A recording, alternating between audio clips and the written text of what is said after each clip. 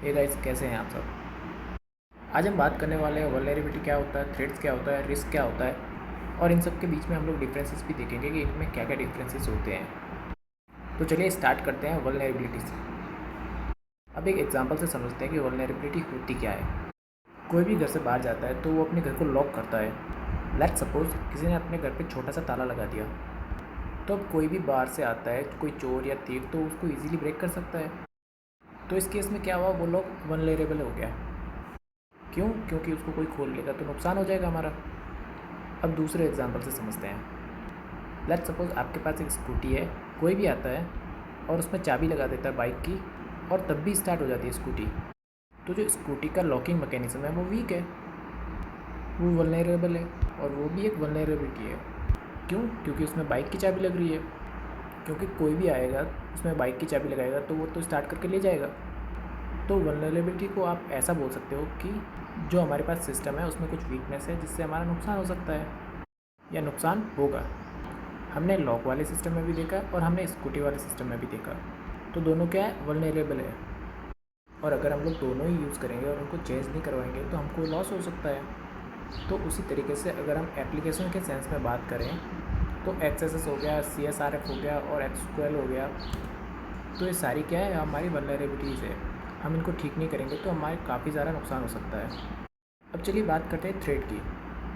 हैं, आप घर से बाहर जा रहे हैं, आप घर को लॉक करेंगे।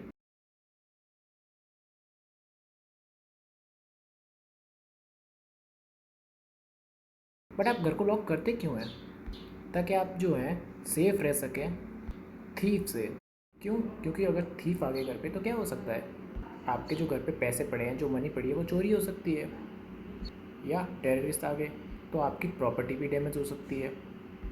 या कोई अगर एनिमल आ गया या कुछ भी हो गया XYZ, तो जो घर पे आपके सीनियर सिटीज़न हैं उनके लॉस ऑफ लाइफ हो सकता है। तो इन चीज़ों से बचने के लिए, इन लोगों से बचने के लिए हम लोग क्या करते हैं, हम लोग लॉकिंग मैकेनिज़्म का यूज़ करते हैं। तो ये लोग हैं, ये लोग आपको कब हार्म पहुंचा सकते हैं?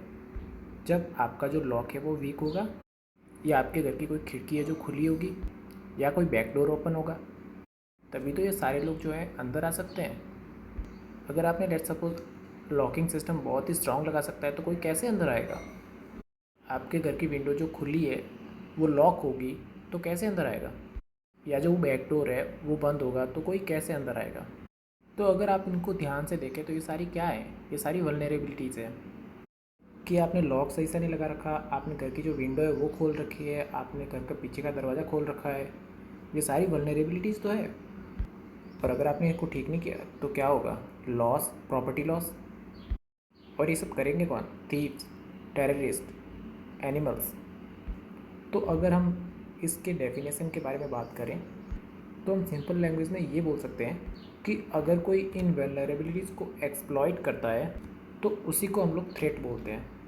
मतलब जो वीक लॉक लगा रखा है उसको अगर थीव आके तोड़े, टेररिस्ट आके तोड़े या एनिमल आके तोड़े, तो ये क्या है, हमारा ये थ्रेट है, ये खतरा है हमारे लिए। अब हमारे जो थ्रेट्स होते हैं वो मेजरली 3 तरह के होते हैं।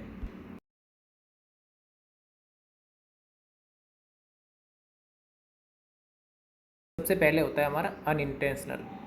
इसके अंदर क्या एग्जांपल ले सकते हैं आप कि किसी एम्प्लॉय ने क्या करा, गलती से किसी को फाइल भेज दी, मतलब मिस्टेक कर दिया, तो ये मिस्टेक होता है, उससे आपका लॉस ऑफ डेटा हो गया। तो इस केस में वल्नरेबिलिटी जो है हमारा वो एम्प्लॉय है। दूसरा केस होता है हमारा नेचुरल केस, जिसमें आते हैं क्रैशेस, जैसे आपका विंडो क्रैश हो गया या फाइल क्रैश हो गई। ये क्यों होती है? क्योंकि हम लोगों ने उसको ऐसे ही सिस्टम को बिल्ड कर रखा है जो क्रैश हो सकता है कभी भी। तीसरा केस होता है हमारा इंटेंशनल, जिसके अंदर जो अटैकर्स होते हैं वो क्या करते हैं, जो हमारे सिस्टम में वल्नरेबिलिटीज़ अवेलेबल होती है उनको आकर एक्सप्लॉइट करते हैं, जो अभी हम लोग डिस्कस कर रहे थे सारी चीज़ें।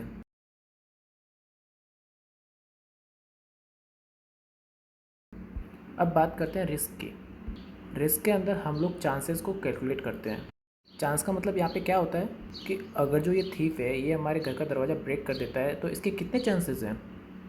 अब ये तो डिपेंड करेगा कि हमारे लॉक का मैकेनिज़्म है वो कितना स्ट्रॉन्ग है। अगर वो वीक है तो जल्दी ब्रेक हो जाएगा, अगर स्ट्रॉन्ग है तो टाइम लगेगा।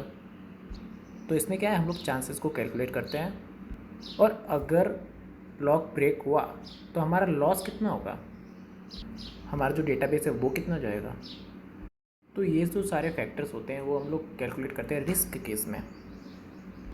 अगर मैं आपको एक एग्जांपल से समझाऊं, लेट्स सपोज कि आपने जो लॉकिंग मैकेनिज्म है वो बहुत स्ट्रांग लगा रखा है, लेकिन आपकी कंट्री में कोई थीप ही नहीं है, तो रिस्क के चांसेस ज़ीरो हो जाते हैं। अब दूसरा एग्जांपल क्या है कि चोर तो बहुत सारे हैं, लेकिन आपने लॉक है जो वो वीक लगा रखा है, तो इस केस में आपका जो रिस्क है वो बढ़ जाता है। तो इसके लिए हमारा एक फॉर्मूला होता है,